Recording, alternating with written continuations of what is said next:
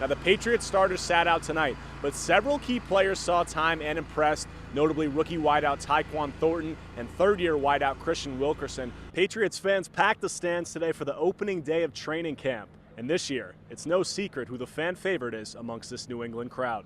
Well, Syracuse is really a shooting team. They rank second in the ACC in threes made. And when that backcourt and Cole Swider are really shooting it well, this offense is tough to beat. And the final score today, Syracuse 94, Wake Forest 72. The big story, Buddy Boeheim, 30 points on 6 of 11 shooting from three, and a massive win for the Orange over the second-ranked team in the ACC. It took until August, but the Red Sox finally have a series win in the division, and against who but the AL East leading Yankees. The AHL playoff race is on, and the Syracuse Crunch are clicking at the right time. Syracuse sits in second place in the North Division. The Crunch look to add to their playoff cushion when they played host to the Toronto Marlies earlier today. Never a dull day in the world of Kyrie Irving and the Brooklyn Nets. The 7-time All-Star will return to Brooklyn next season after reports said he was in search of another team via sign-and-trade or free agency. The shot clock transformed basketball, and its origin story can be traced back to a Syracuse middle school gym. It's been 3 months since Syracuse football has taken the field. That day brought a 31-14 home loss at the hands of Pittsburgh. Syracuse straps up the pads again this Sunday for the start of spring practice, and senior captain Michael Jones says this year there's more to prove than ever.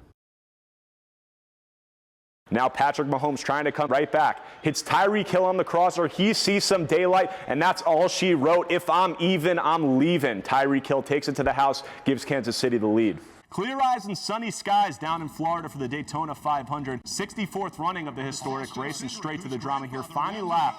Mets up 3-0 when Pete Alonso launches this one to deep left center. An absolute rocket off the bat. 408 feet on that one, and a welcoming sight for Mets fans. Two top 10 teams meeting at center field with the 9th-ranked Orange looking for a signature win. Early on, Orange trailing 4-0 until Owen Seabold slips through a sea of Cavalier defenders and gets this one to go. Syracuse finally on the board. It's a path that every Syracuse football player takes. But one has overcome more than most to take it. He gets the carry, driven backwards. Okechukwu and company got there. Safety. 2 points on the board for Syracuse. Midway through his freshman year, Caleb Okechukwu was faced with the prospect of losing football forever. It was a normal offseason workout, team sprints right here in the Ensley Center. Then, everything changed. I just remember that I took a step and I just couldn't get up on like the 6th or 7th one. And then I was like, all right. And then I tried to get up, couldn't get up. And I think some of the trainers that day probably thought I was tired. I thought I was too, but then I realized, all right, yeah, I can't get up. Something not right. Okechukwu was rushed to St. Joseph's Hospital. The cause, rhabdomyolysis, a condition that occurs when damaged muscle tissue releases proteins and electrolytes into the blood, damaging the heart and kidneys. To assess the severity, doctors measure the level of creatine kinase, an enzyme expressed in tissue. Normal levels for men range from 100 to 300. Caleb's level, 300,000, the highest his doctors had ever seen. He spent 3 weeks in the hospital, and the prospect of ever stepping on the field again was increasingly dim. So many people around me was telling me to stop playing football. So many people, so many doctors telling me I might not ever play again. A lot of nights, I definitely dropped some tears. Okechukwu would have to relearn how to walk, some doctors telling him his body may never fully heal. Training at the level he was accustomed to, a long ways away. Under the instruction of head coach Dino Babers, Caleb stepped away from football to focus on his recovery. I had to take my mind off of, I got to get back on the team to, let's just learn how to walk again. Let's just learn how to jog again. So one of the hardest things mentally I've ever had to go through. Okechukwu had lost over 50 pounds. His body, unrecognizable to that of the physically dominant player Syracuse recruited just a year prior. He had lost an enormous amount of weight. He had lost a lot of strength. And his body was just a shell of what we had to recruit it out of high school and what we had saw initially his freshman year. Basically on his deathbed, you know, and he was basically a shell of himself when he came back. We had to be very cautious with him, just his overall work capacity. It's not a strength thing, it wasn't a stamina thing, it wasn't that. It was the fact that he could literally do almost nothing. It would be 2 months before he would resume physical activity. Initially, learning how to walk, then moving into light jogging. his focus shifted away from football and toward an appreciation for the process, each gradual step adding a layer of relief for a 19-year-old facing an uncertain reality. Me walking without the walker, I saw it as a blessing. Me starting to jog again, I saw it as a blessing. All these things I went through, it was a blessing for me because when you go through something like that at a young age, you don't know what's next. 9 months later, through a grueling process and multiple setbacks, Okechukwu would retake the field once again. He had exceeded expectations in his first year back, appearing in all 11 games along the Orange defensive line. After another year of training, he became a fixture on the defensive line in the 2021 season, recording 21 tackles as a regular member of the position's rotation. His experiences adding perspective and gratitude toward the game he'd played his whole life. On the days I don't want to go, on the days that I don't feel like doing anything, I think about when I couldn't, and when I wanted to, and I had other people telling me I couldn't, that weren't me. Okechukwu now stands as one of the most experienced players on Syracuse's defensive line, a position group graduating its 4 top contributors from 2021. Baber says he envisions the third-year player as a leader in the trenches for the SU defense.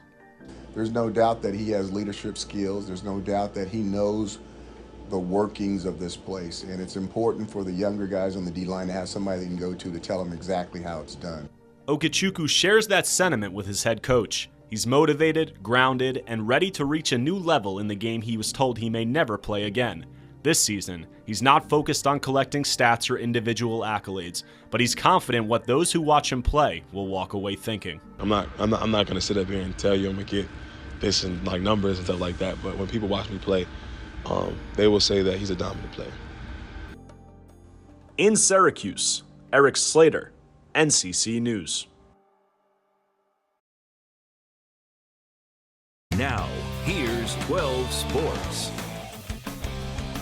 It took until August, but the Red Sox finally have a series win in the division, and against who but the AL East leading Yankees. Rubber match from Fenway Park. Michael Wacha back from the IL dealing with shoulder inflammation. First time on the bump since the end of June, and he was dealing. 9 strikeouts on the night, shutting down this monster Yankees lineup. 5th inning, Sox up 1-0. Yankees threatening. Rafael Devers makes an unbelievable play, robbing Kyle Higashioka of extra bases. Lee stays at 1-0. Next inning, Devers does it behind the plate, adding insurance with a 2-run blast, his 25th homer of the year. No doubter to deep right as that Yankees bullpen continues to struggle. 3-0 Red Sox. Wacha pitched 7 shutout innings, and the Red Sox take the series finale 3-0. The Yankees slump continues, now losers of 9 of their last 11. After a long weekend off, the Patriots get back to the practice field tomorrow morning to begin prep for the Carolina Panthers. The Pats welcome Carolina to Foxborough for joint practices on Tuesday and Wednesday before their preseason matchup on Friday. Head coach Bill Belichick spoke on these joint practices and the importance of collaboration among both teams to make the most out of the exercise. You know, it's a little bit easier working with somebody that we've worked with and their organization on what they're looking for and what they're trying to do. Here's a look at the remainder of the preseason schedule. The Pats will host the Panthers on Friday, followed by the Raiders in Vegas the following Friday. You can watch those games on the CW Providence. Patriots quarterback Mac Jones was ranked number 85 by his peers in the NFL's top 100. Jones was one of the front runners for Offensive Rookie of the Year last season after leading the Patriots back to the playoffs in his first year under center. Jones was ranked above players such as OBJ, Kirk Cousins, and CeeDee Lamb.